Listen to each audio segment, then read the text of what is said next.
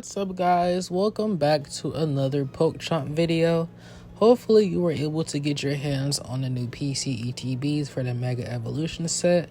That was yesterday. I got mine. Let me know if you got yours in the comments. It was kind of easy, way better than a lot of other drops, and hopefully we keep going in this direction for future ones. But in today's video, I want to talk about what are some of the most undervalued investments you can make in Pokemon right now. We're going to be talking about some things you probably haven't thought about that much. Maybe you have.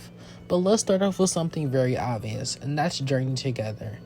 Journey Together is practically like a Sun and Moon set, just released in modern day times. You can't not look at price history. Lily does good. N does good. We can't say that N is going to be a chase in Black Bolt and White Flare, but N is not going to be a chase inside of Journey Together. We have Salamence. We have that Articuno.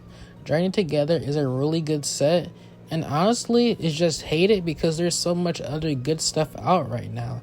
Journey Together in due time, whether that's going to be a random hype burst or, of course, when stock starts to dwindle, it will be a very popular set. I can just see it now. And while the hits aren't the hardest to hit, we've seen extremely popular sets like 151 be way easier than Journey Together and be more expensive. So you really can't say that's the reason. Alright, next up we have Silver Tempest. I know, a bunch of people talk about Silver Tempest, but hear me out.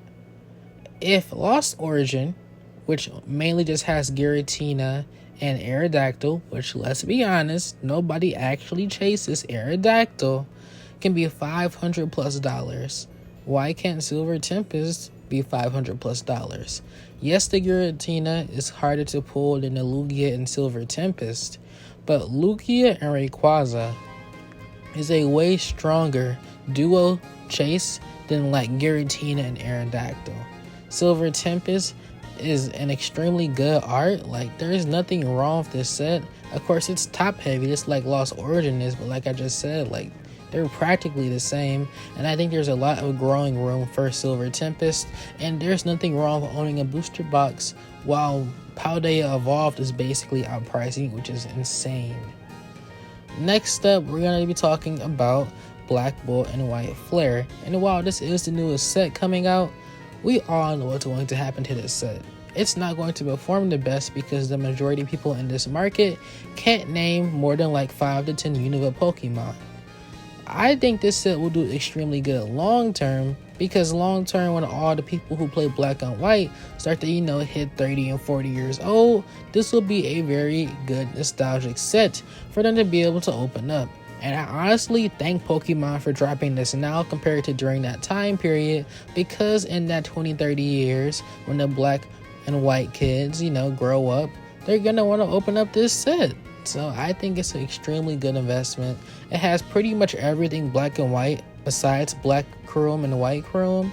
And while we don't know the pull rates yet, with how many illustrations and all that type of stuff are going to be inside of this set, I'm expecting it at least to be somewhat hard. And it's a specialty set, so, pretty good. And last but not least, we have Obsidian Flames. And yes, I know that the booster boxes, just like Paldea, were on the vending machine, so it's going to bring prices down some. But I think any set with a Charizard is going to perform long term. Whether the Charizard is easy to pull or hard to pull, like the fact that the set has really good Charizards. Like, let's be honest here.